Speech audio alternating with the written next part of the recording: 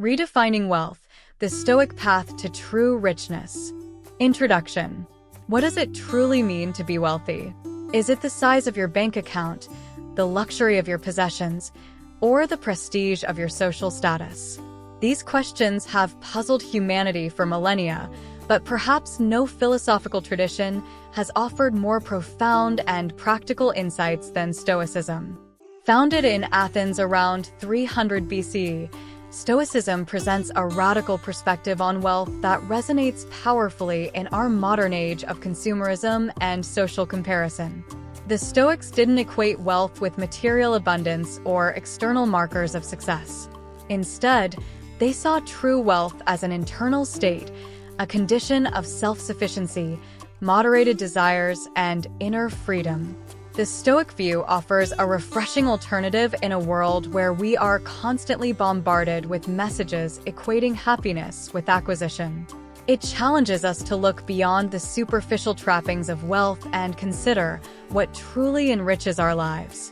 Wealth consists not in having great possessions, but in having few wants, said Epictetus, a formerly enslaved person who became one of Stoicism's most influential teachers. This simple yet profound statement encapsulates the Stoic approach to wealth. It suggests that true richness comes not from accumulating more, but from needing less. Seneca, another towering figure in Stoic philosophy, echoed this sentiment when he wrote, "It is not the man who is too little, but the man who craves more, that is poor." These words cut to the heart of our modern dilemma, the endless cycle of desire and dissatisfaction that keeps us chasing after the next big thing, never quite satisfied with what we have. But the Stoics didn't just criticize the pursuit of wealth, they offered a constructive alternative. They advocated for a life of virtue, self-discipline, and inner cultivation. "He is the most powerful person who has power over himself," Seneca advised, pointing to self-mastery as the ultimate form of wealth. This perspective invites us to redefine what it means to live a prosperous life. It encourages us to look inward for fulfillment rather than constantly seeking it in external circumstances. The Stoics teach us that true wealth lies in our ability to find contentment in the present moment, cultivate wisdom and courage, and live in harmony with our deepest values. In this exploration, we'll delve into the Stoic approach to wealth. We'll examine how to define personal wealth in a way that aligns with our authentic selves, not societal expectations. We'll discuss the liberating practice of knowing what is enough and how it can free us from the tyranny of endless wants. We'll also explore the counterintuitive Stoic practice of voluntary poverty, a powerful tool for cultivating gratitude and resilience. Finally, we'll uncover how to build genuine, lasting wealth by developing our inner resources and living a life of purpose and integrity. The wisdom of the Stoics offers us a pathway to a more prosperous, meaningful existence. It shows us that the wealthiest life is not filled with the most possessions, but the one most aligned with our values, most at peace with itself, and most open to the richness of human experience. Chapter 1. The Stoic View on Wealth. The Stoics, through their keen observations and life experiences, developed a profound understanding of the paradoxical nature of material wealth. Their insights challenge our conventional notions of what it means to be rich, offering a perspective that is both enlightening and liberating. Let's begin with Seneca, one of the most influential Stoic philosophers. In one of his letters, he writes, "Money doesn't make you rich. These individuals have riches just as we say we have a fever when the fever really has us." This powerful metaphor reveals Seneca's view that wealth often possesses people rather than vice versa. Seneca observed that many wealthy individuals in Rome were paradoxically among the poorest in spirit. Money had made them obsessive, controlled their schedules, and surrounded them with insincere flatterers. Instead of providing freedom, their wealth had become a burden, enslaving them to constant worry and the fear of loss.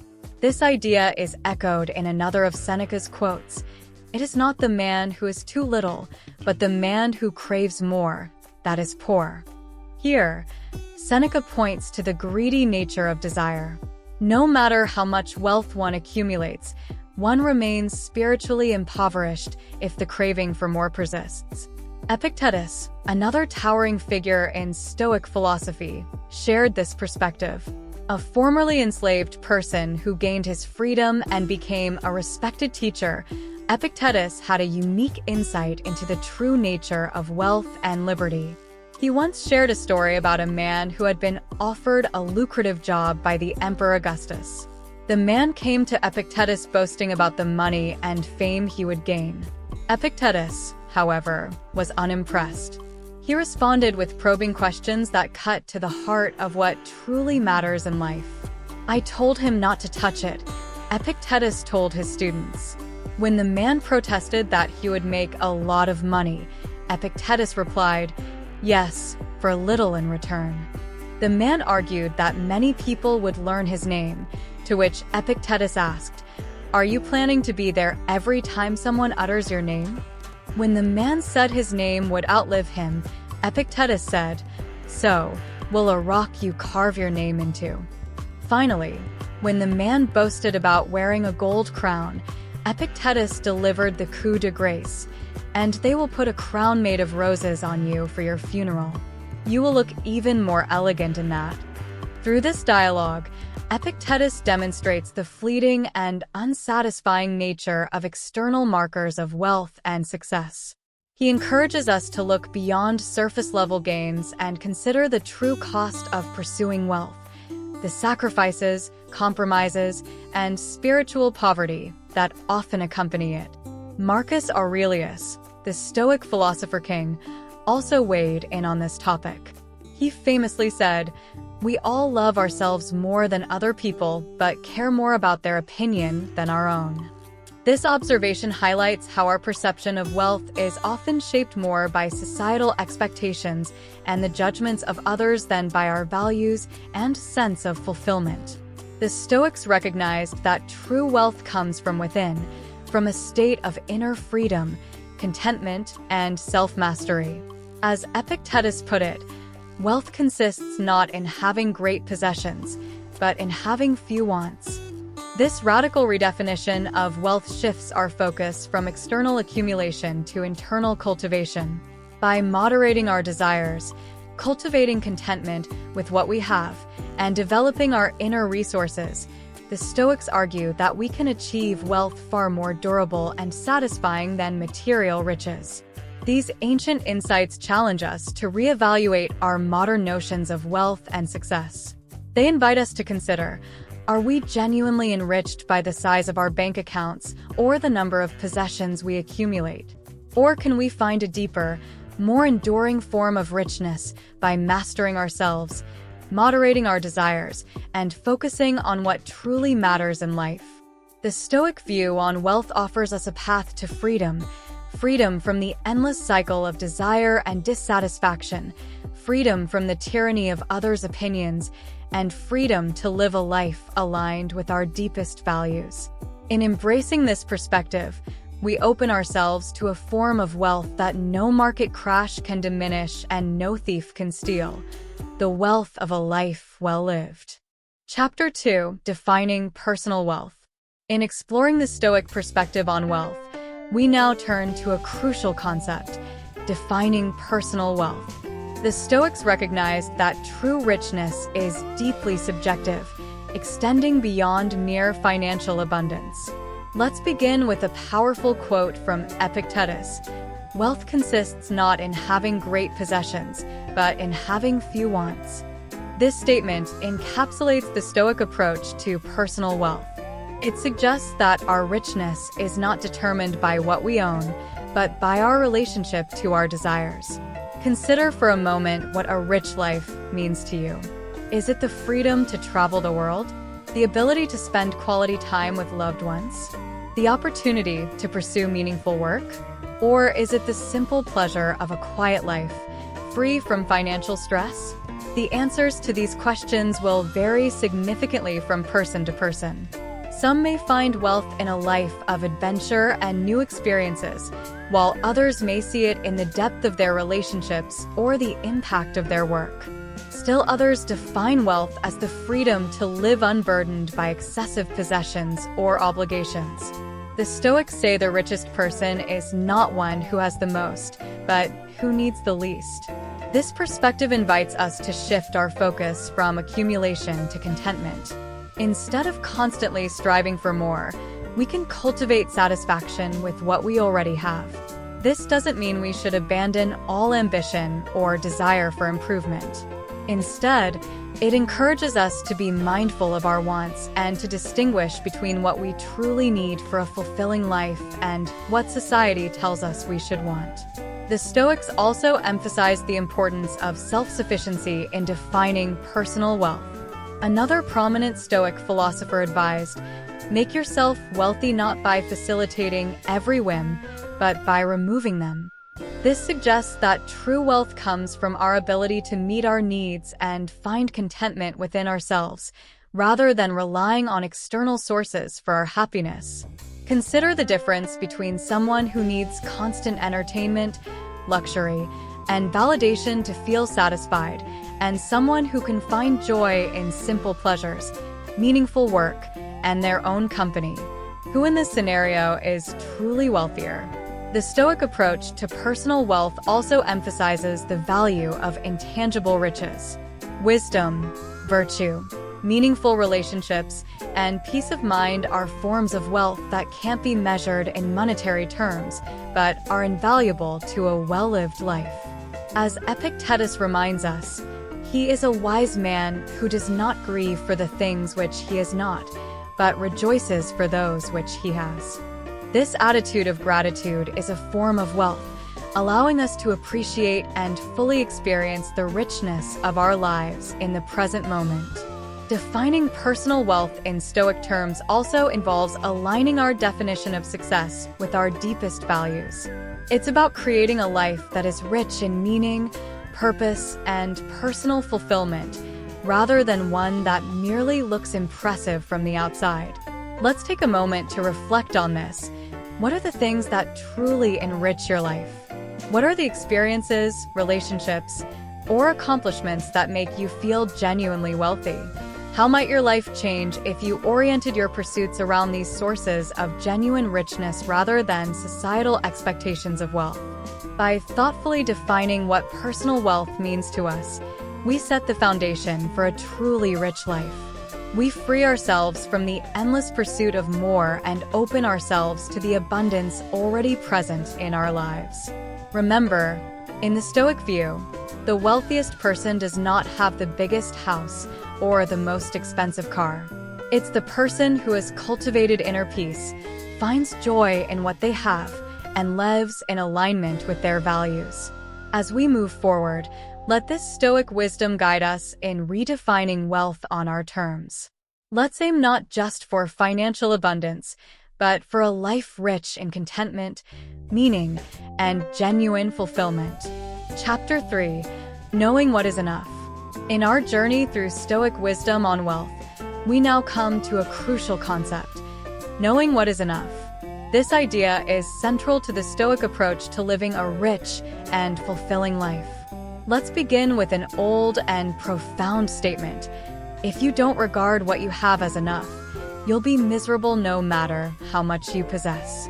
This powerful insight cuts to the heart of our modern struggle with contentment. In a world that constantly bombards us with messages of more, bigger, and better, the ability to recognize and appreciate enough is a radical act. The Stoics understood that the pursuit of wealth, when unchecked, can become an endless and unsatisfying chase. No matter how much we accumulate, there's always something more to want, something else to achieve. This perpetual desire fails to bring lasting happiness and can rob us of the joy and contentment available in the present moment.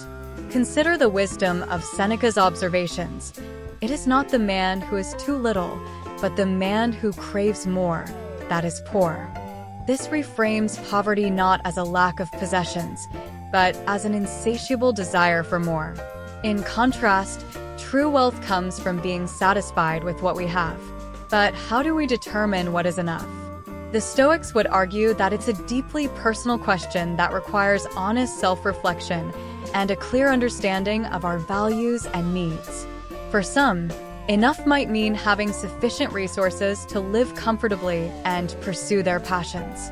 For others, it could be the ability to provide for their family and contribute to their community. The key is to define enough based on our genuine needs and deepest values, rather than societal expectations or fleeting desires. Epictetus offers guidance.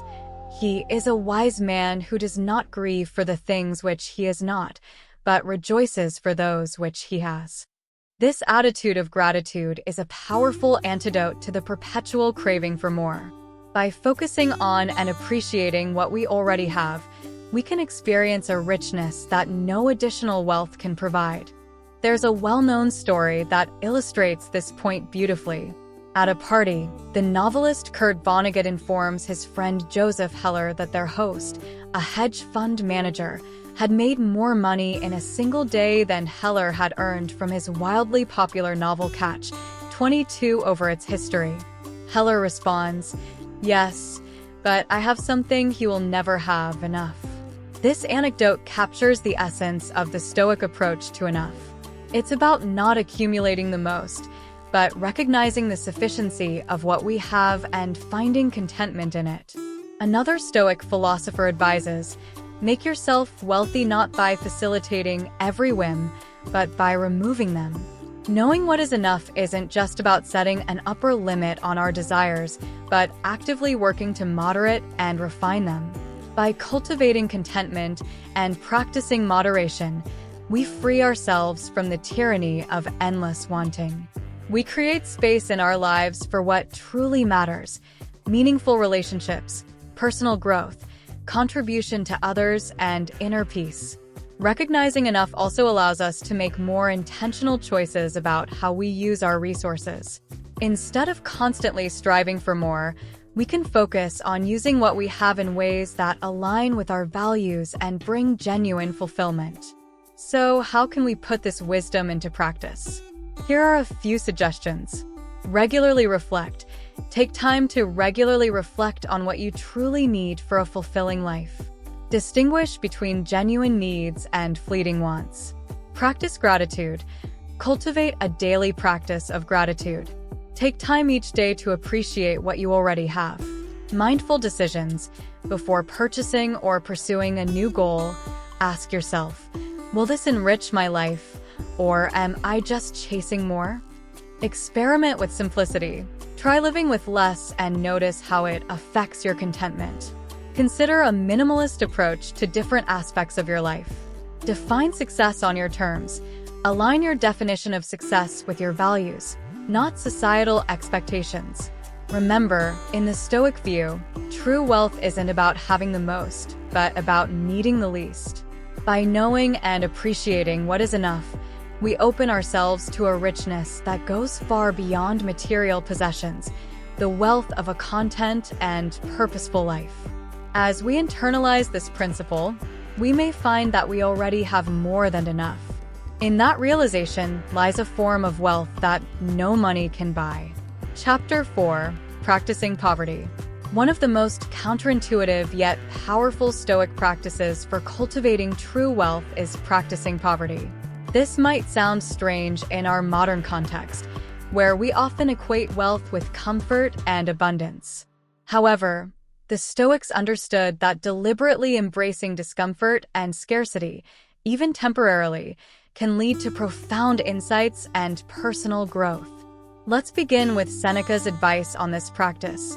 Set aside a certain number of days during which you shall be content with the scantiest and cheapest fare, with coarse and rough dress, saying to yourself the while, "Is this the condition that I feared?" This exercise isn't about glorifying poverty or denying ourselves the necessities of life. Instead, it's a tool for building resilience, cultivating gratitude, and freeing ourselves from the fear of loss often accompanying material wealth. As Seneca wisely observed, wealth is the slave of a wise man. the master of a fool. This powerful statement encapsulates the Stoic approach to material possessions. The wise person uses wealth as a tool, not allowing themselves to be controlled by it. On the other hand, the fool becomes enslaved to their possessions, constantly fearing losing them. By voluntarily experiencing poverty, even for a short time, we learn that we can survive and even thrive with much less than we typically believe we need. This realization can be incredibly liberating. It frees us from the anxiety of potential loss and helps us appreciate the abundance in our lives more deeply. Consider the story of the anonymous CEO who practices living on a minimal budget for 1 week each year. Despite his considerable wealth, he finds this exercise grounding and perspective-shifting. It reminds him of the difference between wants and needs and helps him empathize with those less fortunate. This practice also aligns with the teachings of Musonius Rufus, who said, "If you really want to make yourself wealthy, you must first get rid of your debts." While he was likely referring to financial debt, we can also interpret this as the psychological debts we owe to our possessions, the mental energy we expend worrying about maintaining and protecting our stuff. Practicing poverty can help us shed these psychological debts. It teaches us that our well-being doesn't depend on our possessions. As we learn to be content with less, we gain a form of wealth that can't be taken away, the wealth of self-sufficiency and inner peace. Epictetus, who experienced absolute poverty and slavery in his early life, understood this well. He taught, "He is most powerful who has power over himself." By voluntarily embracing discomfort and scarcity, we build self-mastery and resilience. We prove to ourselves that we can handle adversity, increasing our confidence and sense of personal power. How can we practice this Stoic exercise in our modern lives? Here are a few suggestions. Designate a poverty week. Live on a minimal budget, eating simple foods, and avoiding unnecessary expenses. Experiment with a capsule wardrobe. Limit yourself to a small number of clothing items for a month. Digital poverty. Limit your use of technology and entertainment for a set period. Embrace nature. Spend a weekend camping with only the bare essentials. Volunteer. Volunteer at a shelter or food bank to gain perspective and cultivate empathy. Remember, the goal isn't to romanticize poverty or deny ourselves permanently. It's to gain perspective, build resilience, and free ourselves from the fear and anxiety often accompanying material wealth. As we engage in this practice, we may find that we need far less than we thought to be happy and fulfilled. We may discover a richness in simplicity that we never knew existed. And we may come to embody Seneca's ideal, becoming the wise person for whom wealth is a tool, not a master. By practicing poverty, we paradoxically make ourselves genuinely wealthy. We gain the freedom of knowing we can be content with little, the resilience from facing discomfort voluntarily, and the gratitude that arises when we fully appreciate the abundance in our lives. In embracing this Stoic practice, we take a significant step towards redefining wealth on our terms and living a life of true richness and freedom. Chapter 5: Cultivating Inner Wealth. As we delve deeper into the Stoic perspective on wealth, we arrive at the most crucial aspect: cultivating inner wealth. The Stoics understood that true richness comes not from external possessions, but from developing our character, wisdom, and virtues. Seneca captures this idea powerfully by saying, "Any man who does not think that what he has is more than ample is an unhappy man, even if he is the master of the whole world." This profound statement highlights that contentment and gratitude, not material abundance, are the true markers of wealth. Even someone who owns everything can be impoverished if they cannot appreciate what they have. The Stoics recognized that external wealth, while potentially useful, can also be treacherous. Seneca warns us, "At last, away with all these treacherous goods. They look better for those who hope for them than those who have attained them." This insight reminds us that pursuing material wealth often promises more satisfaction than it delivers. The anticipation of riches can be more alluring than the reality of possessing them. Instead of focusing on external riches, the Stoics advocated for cultivating inner wealth through the development of virtues. The four cardinal virtues of Stoicism, wisdom, justice, courage, and temperance, form the foundation of this inner wealth. Wisdom. In the Stoic sense, wisdom is about understanding what is truly valuable in life. It's the ability to discern between what we can control and what we can't, and to focus our energy on the former. Justice. Justice is about living in harmony with others and contributing to the common good. It's recognizing our interconnectedness and acting with fairness and integrity. Courage. Courage is not just about facing physical dangers, but about having the fortitude to live according to our principles, even when difficult. Pursuing what's right over what's easy or popular is the strength. Temperance. Temperance is about moderation and self-control. It's the ability to regulate our desires and emotions, finding the middle ground between excess and deficiency. By cultivating these virtues, we build a form of wealth that is our own. Unlike material possessions, which can be lost or taken away, our inner qualities remain with us no matter what external circumstances we face. However, the Stoics also recognize the seductive power of external goods.